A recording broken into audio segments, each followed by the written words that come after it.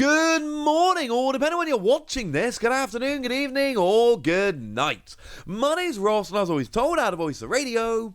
So today, we got a bunch of new cards to talk about from Ruler of the Black Flame, from Obsidian Flames, depending on whether you're talking about the English or Japanese name.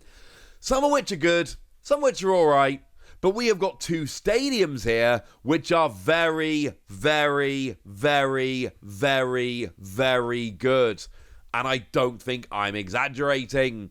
So let's start off with the stadium that is going to make Lost Box decks cry. Let's have a look at Pokemon League headquarters. I did a translation myself, but shout out to lovely Antoine Boulet for making sure I had them correct. So what we've got here is a stadium. The attacks of basic Pokemon in play, yours and your opponent's, cost one colorless energy more. There are a bunch of decks out there that are relying on using basic Pokemon with single energy attacks, and this is going to make them cry. Now, obviously, Lost Box is the obvious one here, because now all of a sudden, Sableye is a 2-energy Pokemon. The deck is not built to put 2 energy on Sableye. That's kind of the point. Now, Cramorant is an interesting one, because Cramorant's ability reads, if you have 4 or more cards in a Lost Zone, ignore all energy in this Pokemon's attack cost. Now, I'm pretty sure what would happen is that Pokemon League headquarters would make Cramorant into water, colorless, and then the ability would ignore all of it, and Cramorant could attack. So I'm sure we'll get confirmation about that when the FAQ comes through, but I believe Cramorant would still attack for free. I could be wrong here, but I'm pretty sure Cramorant would still be able to attack for free. And of course, do remember that that deck does play Lost Vacuum, so this is going to be the Lost Vacuum target. And of course, it is a deck that plays Mirage Gate, so maybe Mirage Gate can help. But the point is, like, it's very easy to look at this and go, well, I mean, Charizard as well. Charizard now is going to cost an extra energy. That's going to be a pain. And all the other basic attackers, I'm not listing them all out. You know there's a bunch, right? The point I'm making here is, yes, Lost Vacuum can get rid of this stadium and then they're fine. Yes, Mirage Gate will accelerate energy and help to mitigate this. If you draw into those cards at the right time, and in the case of Mirage Gate, have the energy in the deck. That is not a given by any stretch of the imagination. So it's going to hurt decks like Lost Box. There are going to be more in the future. This is a solid 4 WotC card and may well end up being even better than that. This is a card we should expect to see a bunch of play. It's not the only great stadium we've seen in the past couple of days. We've also seen Town Store. Once during each player's turn, that player may search their deck for a Pokemon Tool card, reveal it, put it in the hand, and then of course shuffle their deck. It's great. And the reason it's great is because Pokemon Tools are really hard to search out. We've seen Arven see a bunch of play lately because it's a supporter card that will search out a Pokemon Tool. And Pokemon Tools are really hard to search out, therefore any card that allows us to search for a Pokemon Tool instantly becomes better than it would otherwise be because tools are really hard to search for. Remember, of course, that items and tools are now separate. So anything that lets you search for an item will no longer let you search for a tool. This is one of the reasons why this becomes such a very, very good stadium.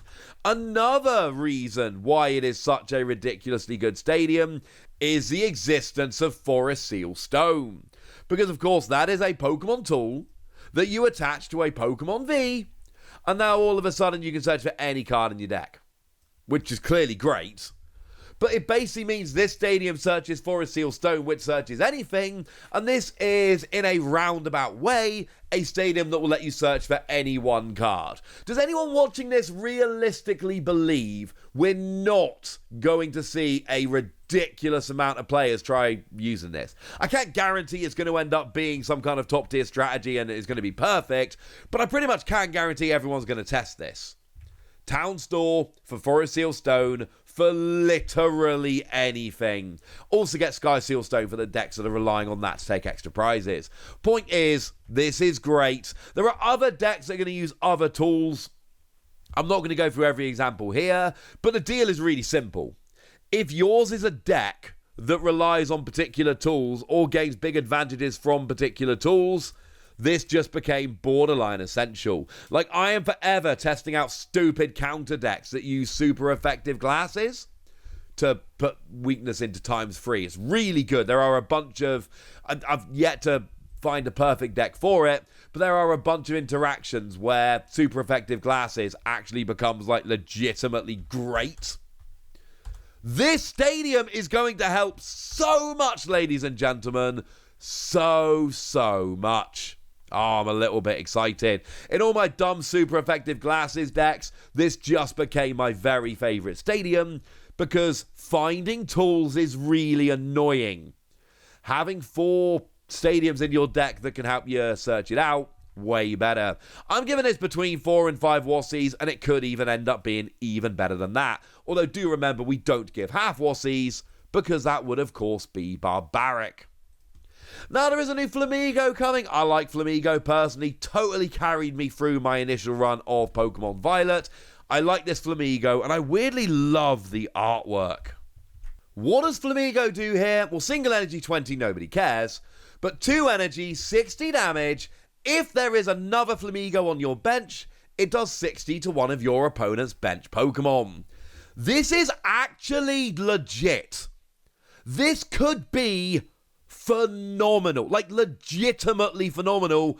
I'm not exaggerating. It is dumb, ladies and gentlemen, but it actually properly works. You ready? You need 2 cards to make this dumb. The way we do it is double turbo energy, Hawlucha. The combination of double turbo energy Hawlucha makes this Flamigo legitimately great. And the reason is, with double turbo energy, you're only hitting 40 to the active, blah, blah, blah, nobody cares, right? Yes, fine, we'd like to hit more, but we need both the energy on in one go. Twin energy doesn't exist anymore. It's got to be double turbo energy. Feel free to be upset about only doing 40 to the active. There's no way around it, really. We don't have a better double energy. Not turn 1 going second, all right? Don't have it. Quit your engine. It's going to be fine. However, you're doing 60 to the bench. Now, this is huge, because doing 60 to the bench means that you can drop a Hawlucha, and now it's 70 to the bench, and most evolving Pokemon nowadays, the vast majority of evolving Pokemon, have 70 HP. Now, there are actually some still out there with 60, which means you won't need the Hawlucha, but the vast majority of them have 70 HP. Oh. Yeah, you're getting a KO on them. I go second, and turn 1, I do 40 to the active and take a prize on a bench Pokemon. If I'm going against evolution decks, I can go second here and start wrecking their setup immediately. Gardevoir decks see a huge amount of play. How much HP does Routes have? 70. They can play a 60 HP one if they want. See if I care. That means I don't need the Hawlucha. I'm fine. Bibarel evolves from Bidoof. How much HP does Bidoof have? Well, most people play the Brilliant Stars. It's got 70. If you're playing any others, it's got 70 or 60. You're getting a KO there. Comfey. Comfey sees a huge amount of play, doesn't it? How much HP's it got? 70. I could keep going, but I think I've made my point here. My point that I'm making here is that there are a lot of support and evolution Pokemon that have 70 HP or 60 HP. And you can go second and start getting a KO turn 1. Yes, I am well aware that Manaphy exists, and I am well aware that if your opponent gets a Manaphy on turn 1, they will stop you doing this. I am also well aware that trying to get a Manaphy on turn 1, going first, when you're not allowed to play a supporter card, while also getting everything else that you need, is actually super difficult and is not going to work that often. Sometimes it will, and when it does, you got to kind of say fair play to your opponent. But the worst case scenario here is they rush out a Manaphy and their setup is slower than it should be because they didn't really want to get the Manaphy, but they had to get the Manaphy, so now they've got a worse setup. I legitimately love this Flamigo. I'm giving it 4 Wassies. I think it's really specific, but I also think that if you go second, turn 1, you need just your special energy and your basic Pokemon, and now all of a sudden you're taking cheeky prizes. Turn 1 going second and really putting your opponent under the thumb. I love this. I legitimately love this. Do remember, of course, that you do need to get double Flamigo in order to make this work. I am totally fine with this, because we're going to get more Flamigo in the future, and that means that you can start playing around nicely. For what it's worth, yeah, we do have the Flamigo from Paldea Evolved, which lets you search for other Flamigo, but the only attack it's got is United Wings, so you're probably not playing... Like, if you're playing United Wings, you're only playing that Flamigo, otherwise it basically doesn't have an attack. But using this to flog flamingos is not the worst thing ever. There is also the one from Scarlet and Violet, but that one's trash. Okay, there'll be more in the future. Keep an eye out. Now, they are not the only cards that have been revealed, but they are by far my favourite of them. But there are a couple more we can have a quick look at. So there is a new Toxtricity coming. This one's got single energy, flip a coin if heads Paralysis. On a stage 1, it doesn't do any damage. No.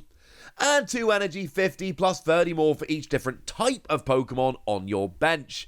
Yes, you can build this up very nicely for a bunch of different types. And yes, you can use Electric Generator to get the energy on nice and early, which is awesome. But the thing that gives me pause here is, let's say I've got 5 different types of Pokemon on my bench. Well, I'm still only hitting 200. 220 is a magic number for Pokemon V. And then it's one of those decks. We've all seen these kind of decks before that have different types on the bench. We've seen a bunch. And the problem always is that you end up skimping on your main attacker because you don't want multiple of your main attacker on the bench, because then you've got the same typing on the bench more than once and it just gets awkward. So no, I don't think this does enough damage, and I think it's too awkward. But it's a fun Pokemon, but I don't think it's realistically going to see any real play, because I think even when you get it working perfectly, 200 damage is actually not enough to be good enough here. I'm sorry. There is a new Scovillain here as well, which has got a nice ability which says it's both fire and grass type. And come on, I don't think it's the last time we're going to see that ability on that Pokemon. Kind of has to be, doesn't it? Makes way too much sense. The problem is, free energy 110 is just not that good. Now, I did just say 220 is a magic number for Pokemon V, and that means you will get anything that's weak to grass or fire. And we've got things like Gardenia's Vigor, which will allow you to get the energy on more easily. I just don't think this is very good, honestly. I think it's too weak to put free energy on. I'm not loving the damage. Sure, if you're hitting for weakness, it's obviously a lot better, but I'm still not sure it's quite good enough. Sorry about that, ladies and gentlemen. And then we got one supporter. We've got ourselves Ortega, and it's not getting a special illustration rare because the other 2 supporters that were shown did get them, so this one blatantly isn't. Your opponent reveals their hand. Choose a card you find there, put it at the bottom of your opponent's deck. Then your opponent may draw a card. Now, the may is actually really important here. Otherwise, this would be kind of hilarious, because if your opponent had 1 card left in deck, you could use this to deck them out, and that would be really funny.